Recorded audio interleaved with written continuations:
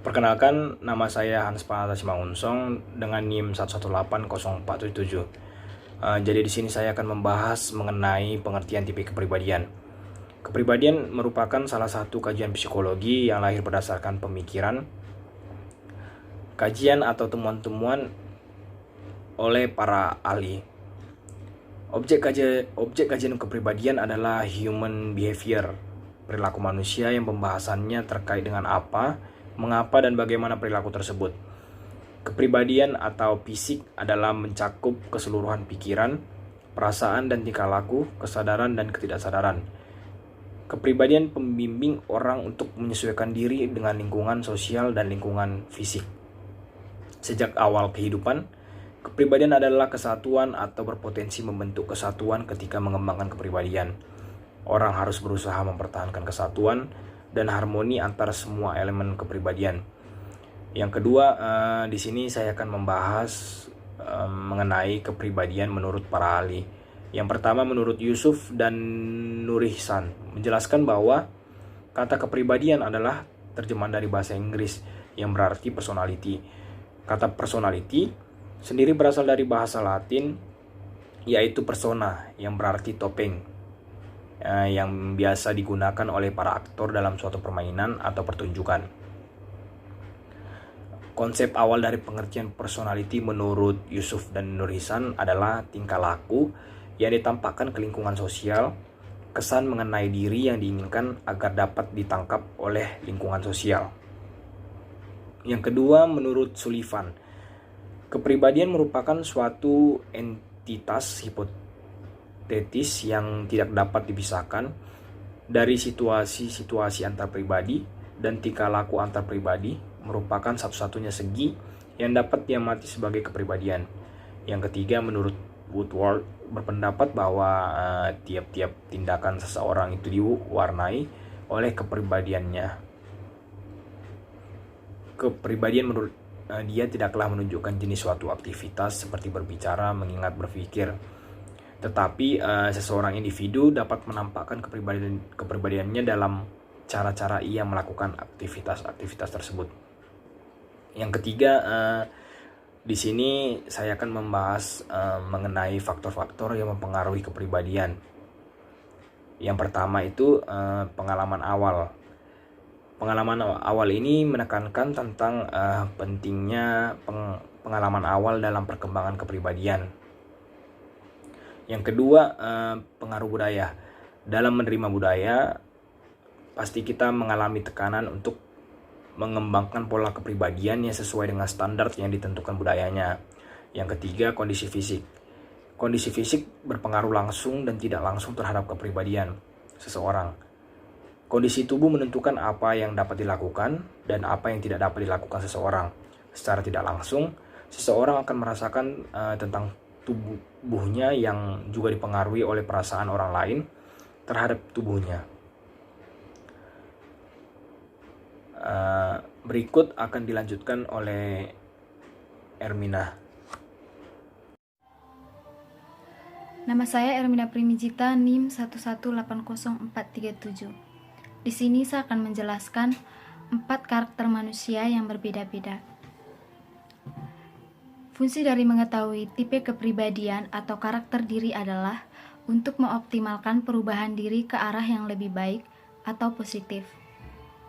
Mengetahui tipe-tipe kepribadian seseorang juga membantu dalam memahami lawan bicara pada interaksi sosial dengan orang-orang di sekitar kita. Mengetahui karakter seseorang memungkinkan kita untuk bisa mengkondisikan sikap atau perilaku tertentu yang sesuai dengan lawan bicara. Karakter manusia dibedakan menjadi 4, yaitu yang pertama flegmatis, yang kedua melankolis, yang ketiga sanguinis, yang keempat koleris. Flegmatis yaitu tipe yang cinta kedamaian. Melankolis adalah tipe yang sempurna atau perfeksionis. Sanguinis itu adalah tipe yang populer, dan koleris adalah tipe yang kuat. Nah, masing-masing karakter tersebut memiliki ciri khas yang berbeda. Keempat karakter tersebut mungkin juga untuk dikombinasikan atau memiliki 2 atau lebih dari 2 karakter sekaligus. Seseorang bisa saja memiliki perpaduan karakter dari 2 atau lebih tipe kepribadian tersebut. Nah, berikut saya akan menjelaskan mengenai 4 karakter manusia tersebut. Yang pertama, phlegmatis. Seorang dengan tipe karakter phlegmatis, dia menunjukkan kepribadian yang mudah diatur, cenderung diam dan kalem.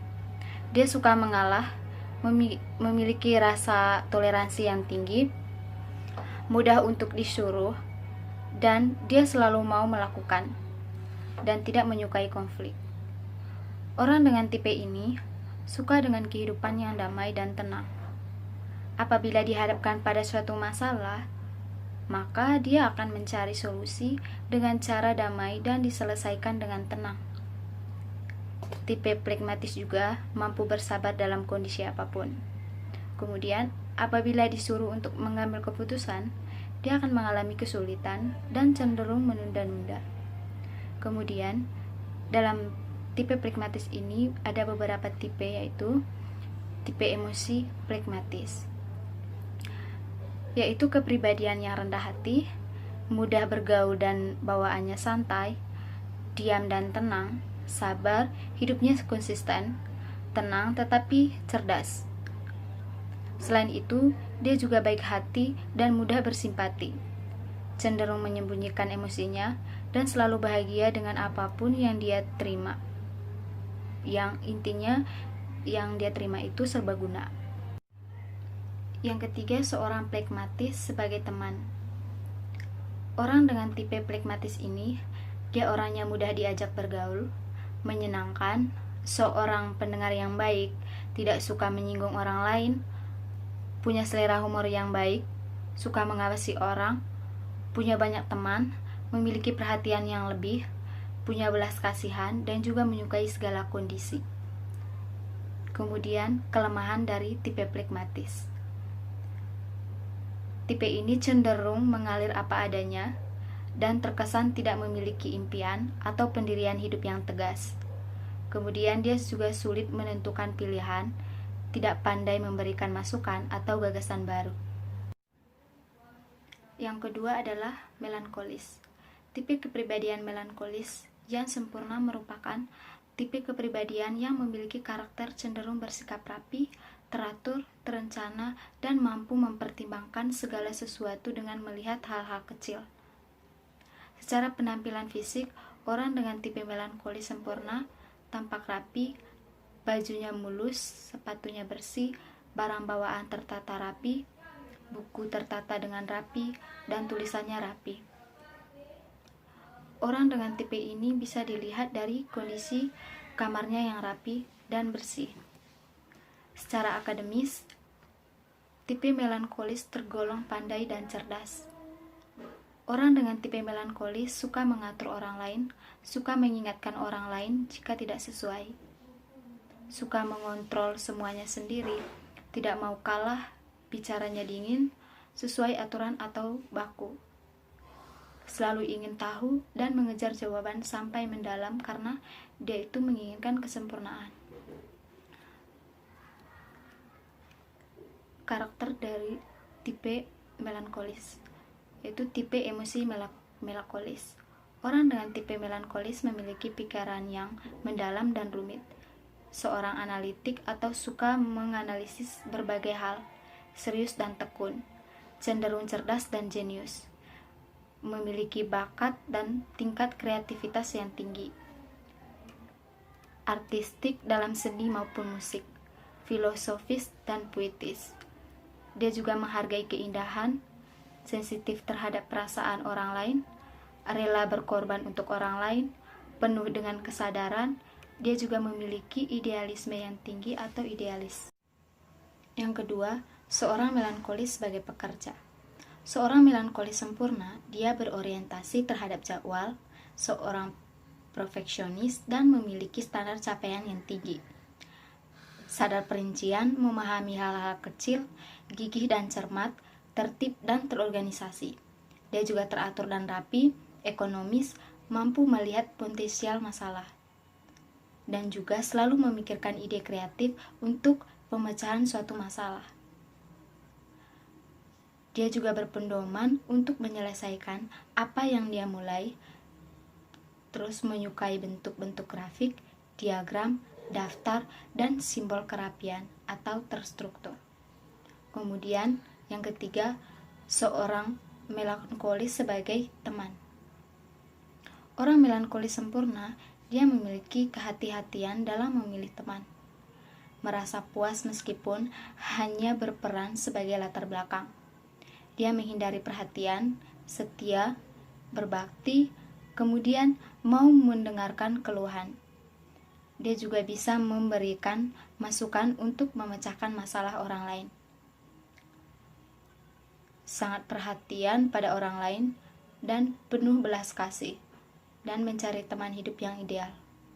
Kemudian kelemahan dari melankolis, yaitu cenderung selalu mendahulukan kepentingan orang lain di atas kepentingannya sendiri. Dia sampai melupakan kebutuhan dirinya sendiri. Merasa tidak puas apabila sesuatu berjalan tidak sesuai kehendaknya atau yang dia rasa benar. Kemudian pemikirannya yang terlalu sempurna terkadang dianggap terlalu rumit dan tidak terlalu perlu oleh orang di sekitarnya. Yang ketiga adalah tipe sanguinis.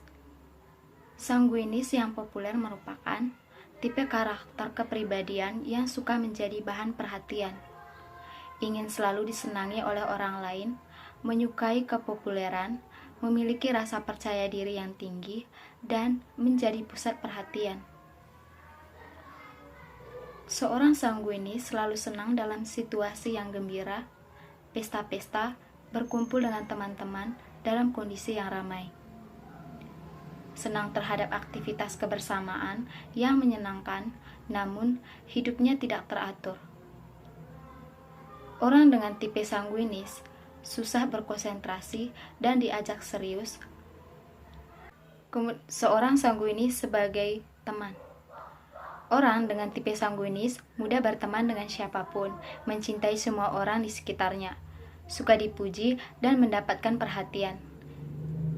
Tampak menyenangkan, dia juga bukan tipe pendendam, cepat minta maaf, dia mencegah situasi yang membosankan, suka kegiatan yang menyenangkan, dan orangnya spontan.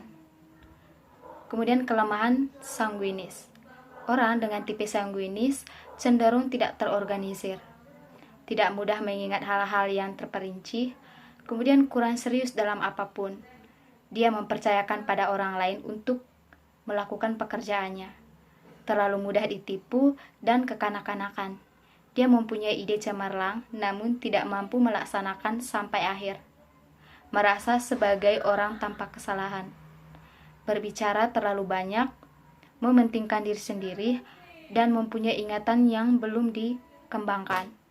Dia itu pelupa, suka menyela dan menjawab untuk orang lain, tidak tertib dan tidak dewasa. Selanjutnya saya akan menjelaskan tentang tipe koleris. Koleris yang kuat merupakan tipe kepribadian yang tegas dan tipe seorang pemimpin. Koleris sangat suka mengatur, suka petualangan, suka tantangan baru, memiliki ketegasan dan menentukan keputusannya, tidak mudah menyerah, tidak mudah mengalah. Tipe koleris menjadi sosok yang selalu didam-idamkan oleh orang lain karena terlihat sangat keren dan kuat dari luar. Namun, di balik semua kesempurnaan dirinya dan jiwa kepemimpinannya yang besar, orang koleris cenderung jarang bersenang-senang. Sini ada tipe emosi koleris. Saya akan menjelaskan tipe emosi koleris. Orang dengan tipe koleris memiliki kemampuan dan bakat memimpin, dinamis dan aktif, sangat memerlukan perubahan, selalu menginginkan perubahan dan memperbaiki kesalahan, memiliki kemauan yang tegas dan kuat, tidak emosional dalam bertindak, tidak mudah patah semangat, tidak memiliki emosional yang berlebihan, memiliki jiwa yang bebas dan mandiri, dan memiliki keyakinan yang teguh bisa menjalankan kegiatan apa saja. Selanjutnya ada seorang koleris sebagai pekerja. Nah, orang dalam tipe koleris lebih cenderung berorientasi pada target, melihat sesuatu gambaran secara menyeluruh, terorganisasi dengan baik, mencari pemecahan praktis yang efisien, bergerak cepat dalam bertindak, mendelegasikan pekerjaan dengan penuh tanggung jawab, menekankan pada hasil, membuat target tujuan, merangsang kegiatan, berkembang karena saingan dengan dalam pekerjaannya, selalu ingin mendapatkan hasil yang baik. Dan selanjutnya itu ada seorang koleris yang sebagai teman. Orang dengan tipe koleris tidak memiliki banyak teman, mau bekerja untuk kegiatan, mau menjadi pemimpin organisasi, dan mampu mengorganisasikan orang dengan baik. Biasanya selalu benar, selalu unggul, dan selalu bisa diandalkan. Untuk kelemahan dari tipe koleris ini, yaitu adalah terlalu terpacu dan menyukai pada hal-hal serius sehingga melupakan kebutuhan akan waktu yang santai dan menyenangkan. Kehidupannya terpacu pada target dan tujuan dan hasil. Nah, untuk selanjutnya saya akan menjelaskan tentang cara menghadapi 4 karakteristik yang berbeda. Yang pertama itu ada cara menghadapi tipe sanguin. Berhubung dengan tipe sanguin senang berbicara, Anda harus menyediakan telinga jika ingin menjadi seorang teman yang baik bagi mereka. Kadang jika kita mendengarkan banyak cerita atau lelucon menarik yang mereka lontarkan, walaupun begitu terkadang mereka bisa bercerita sampai berkali-kali hingga bisa membuat kita bosan. Tapi usahakan untuk selalu menjadi pendengar yang baik bagi mereka. Orang dengan tipe sanguin biasanya juga pelupa. Ada baiknya Anda lebih pengertian dan tidak mudah sakit hati jika mereka lupa menepati janji atau melupakan hal penting sebagai tanggal ulang tahun Anda atau yang lainnya. Kemungkinan besar mereka tidak sengaja itu. Bila mereka kerap mengulangi kesan kecil yang sama, belajarlah memaafkan dan menerima mereka padanya. Karena tidak mudah bagi mereka untuk berubah. Berikan mereka nasihat yang tepat dan jangan mengkritik atau menjatuhkan mereka di depan umum. Untuk yang selanjutnya, cara menghadapi tipe koleris. Anda perlu bersabar menghadapi mereka. Mereka lebih suka bila Anda berbicara langsung tanpa bertele-tele.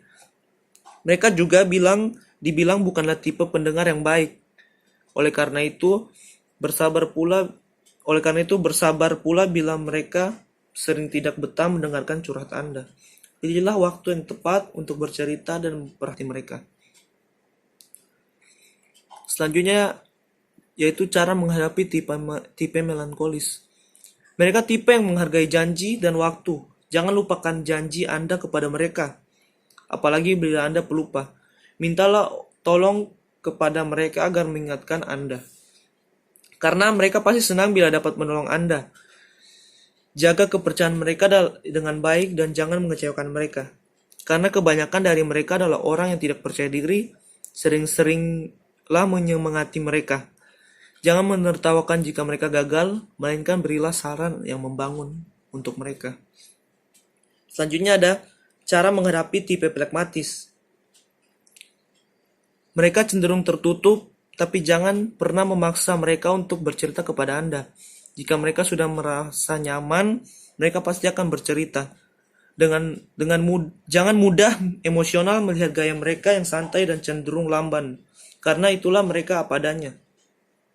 Berhubungan mereka tipe orang yang cinta damai, jangan buat mereka berada dalam keributan, karena hal ini membuat mereka tidak nyaman. Jika ada hal yang tidak disukai, lebih baik dibicarakan baik-baik, tidak perlu marah-marah di depan mereka, apalagi mereka tipe orang yang menghargai persahabatan. Perkenalkan, nama saya Ketut Indra Yuda, NIM 11180404117. Di sini saya akan menjelaskan tentang komunikasi dengan kepribadian yang berbeda. Menurut Natalie Frank, bagaimana cara orang introvert bekerja sama dengan extrovert. Begitu juga tips untuk orang ekstrovert apabila harus bekerja sama dengan introvert. Yang pertama, orang introvert lebih suka bekerja sendiri. Pada dasarnya, orang introvert membutuhkan space sendiri untuk bekerja. Mereka biasa cenderung bekerja sendiri bekerja sendiri. Mungkin lebih baik untuk teman-teman yang ekstrovert bisa lebih memberikan space untuk orang introvert bekerja sesuai tugas mereka sendiri. Alangkah baiknya Anda di dalam organisasi lebih mengkomunikasikan terkait pekerjaan untuk profesional dan mengurangi bertanya personal apabila belum dekat dengan si introvert. Terus yang kedua ada orang introvert lebih cenderung tertutup. Dengan keadaan yang tertutup seperti ini, tentu cara berkomunikasi yang baik dengan orang introvert adalah harus mengetahui terlebih dahulu dan men-treat orang tersebut dengan hati-hati dan coba kenali lebih dekat keinginan mereka itu apa. Sehingga Anda. Yang ketiga, orang introvert suka kurang percaya diri untuk memberikan ide. Pada dasarnya, orang introvert punya ide atau gagasan yang baik, akan tetapi karena mereka tertutup, ide itu pun tidak tersalurkan. Sehingga perlu berkomunikasi dengan baik dan selalu mensupport mereka dan meyakinkan mereka membuat mereka percaya diri dan memberikan idenya. Selain itu, ada juga bagaimana cara orang introvert untuk berkomunikasi dengan orang ekstrovert seperti pendapat Alan Morgan, yaitu yang pertama, beri space. Perlu orang introvert mengingatkan bahwa mereka butuh space, sehingga orang ekstrovert juga bisa memberikan waktu untuk me time-nya orang introvert. Yang ketiga, tunjukkan kebutuhanmu. Beri informasi apa kebutuhanmu sehingga orang ekstrovert tidak meminta Anda berlebihan atau berekspektasi lebih. Terus yang terakhir ada kolaborasi. Hal ini yang memiliki peran penting, yaitu karena pada dasarnya untuk bekerja di dalam organisasi tentu harus berurusan dengan orang-orang baru, orang-orang lain yang di luar sana. Oleh karena itu, tetap lakukan koordinasi